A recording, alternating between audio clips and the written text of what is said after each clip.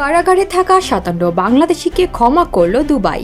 সংযুক্ত আরব আমিরাতের Dubai federal আদালতে দোষী সাব্যস্ত হওয়া ৫৭ বাংলাদেশিকে ক্ষমা করে দিয়েছেন দেশটির প্রেসিডেন্ট শেখ মোহাম্মদ বিন জায়েদ আল নাহিয়ান। শিগগিরই তাদের বাংলাদেশে পাঠানো হবে। মঙ্গলবার সম্পাদকদের সঙ্গে বৈঠকে প্রধান উপদেষ্টা ডক্টর মোহাম্মদ ইউনুস এ কথা জানান। এর আগে দুবাইয়ে বিক্ষোভ করার দায়ে যাবজ্জীবন কারাদণ্ড সহ ৫৭ বাংলাদেশিকে দীর্ঘমেয়াদে কারাদণ্ড দিয়েছিলেন দেশটির আদালত। বাংলাদেশের কোটা আন্দোলনের সমর্থনে আমিরাতের বেশ কয়েকটি রাস্তায় বিক্ষোভ করেন প্রবাসী বাংলাদেশিরা। ওই সময় তারা বাংলাদেশের সরকারের বিরুদ্ধে বিভিন্ন স্লোগান দেন। উল্লেখ্য, সংযুক্ত আরব আমিরাতে যে কোনো ধরনের বিক্ষোভ অবৈধ। সেখানে যে কোনো ধরনের বিক্ষোভ মিছিলের বিরুদ্ধে সবসময় কঠোর অবস্থানে থাকে দেশটি। বাংলাদেশি বিক্ষোভকারীদের বিরুদ্ধে দাঙ্গায় উস্কানি ও জড়ো হওয়ার অপরাধে মামলা করা হয়েছিল।